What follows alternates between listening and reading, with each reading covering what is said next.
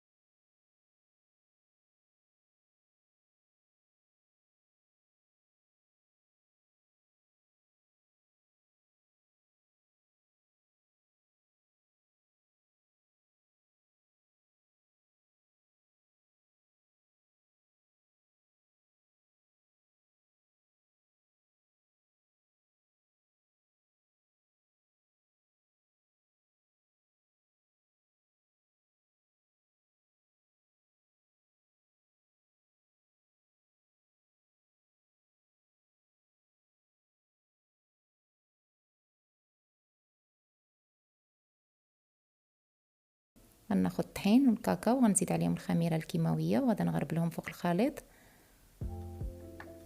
وغادي نكمل بالذره.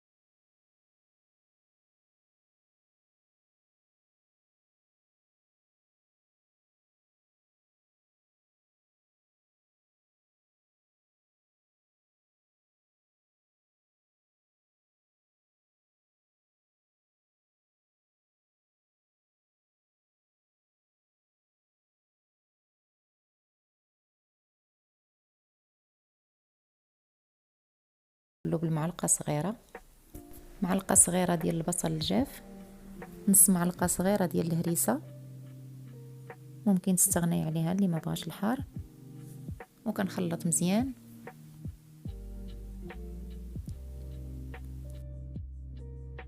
انا في الاخر قبل ما نطفي عليهم ضفت 4 معالق ديال عطريه اللحم، معلقه كبيره ديال المعدنوس، كنخلطهم مع الحشوه، كنخليهم واحد الدقيقه هكاك فوق البوطه صافي، كنطفي وكنخليهم على جنب حتى يبردوا، وكندوز باش نشكل العجين. بعد ما ارتاحت العجينه غادي نقسمها لاربع قطع وغنشكلها على شكل كويرات. غنغطيهم بالبلاستيك الغذائي ونخليهم حتى يرتاحوا واحد 5 دقائق باش تساعدني في الخدمه. بعد ما كيرتاحوا ليا الكويرات كندوز باش نطلقهم، كنطلقها رقيقه هكا على هذا الشكل حتى يولي يبان سطح العمل. هنا بالزبده والزيت كنرش عليها شويه الفينو، كنعاود نطويها على هذا الشكل وندهن ثاني بالزبده والزيت ونرش الفينو صافي، وكنطويها هكا شكل ديال مسمن عادي. غنعاود معكم واحده اخرى هنا.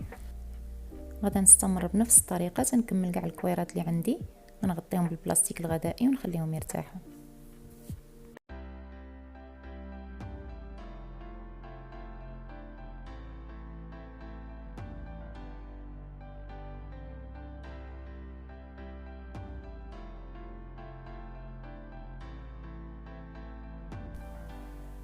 الكيك من بعد ما طاب كيجي على هذا الشكل.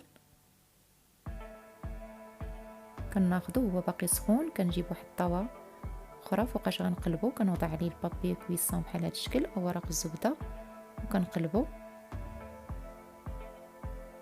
على هذا الشكل.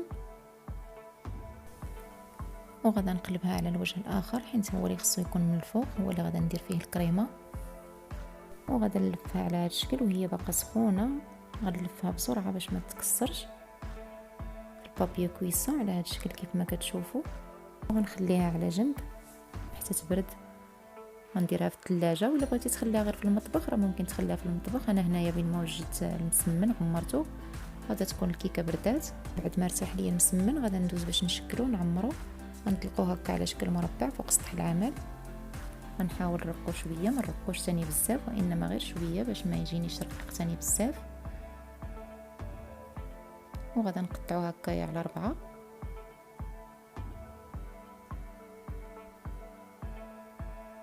نحاول نقادو من الجناب باش نعطيه الشكل ديال المربع. غنجيب شويه الحشوه غنوضعها هكا في الجنب،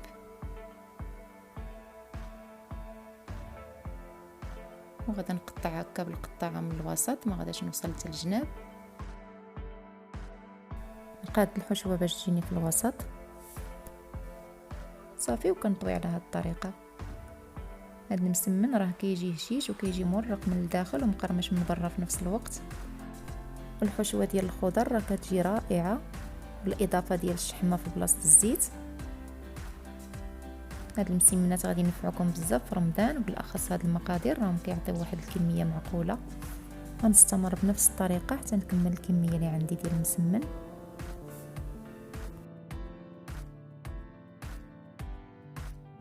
كمل كندهن هاد المسمنات مزيان بالزبده والزيت، كندير واحد الكميه معقوله ديال الزبده والزيت، كنخليهم يرتاحوا واحد 10 دقائق صافي، وكنشعل عليهم الفران وكنخليهم يطيبوا.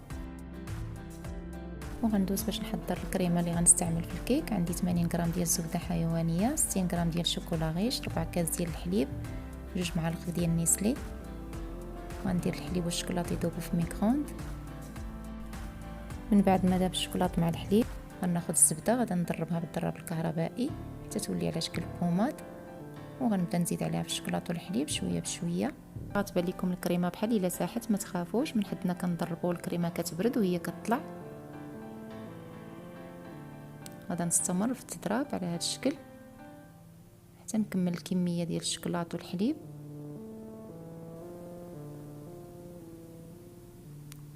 كنضربهم مزيان وكنحاول نجمع من الجوانب، وكنجيب هنايا الماء مثلج وكنوضع فيه الاناء وكنستمر في التضراب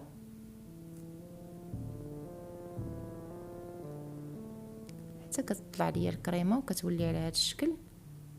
هانتوما كما كتشوفوا من حدي كنضرب هي كتبرد وهي كتطلع. هاد الكريمه راه كتجي رائعه في المذاق. كتطلع الكريمه كتولي على هذا الشكل صافي، كنحيد من تحتها الماء المثلج وكنضيف 2 معالق كبار ديال نيسلي. هاد الكريمه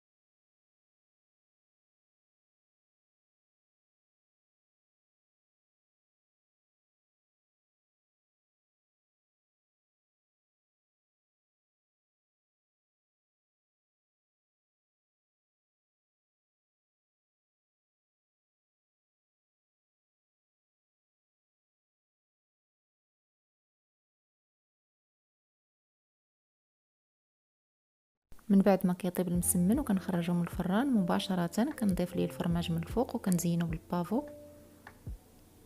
كيجي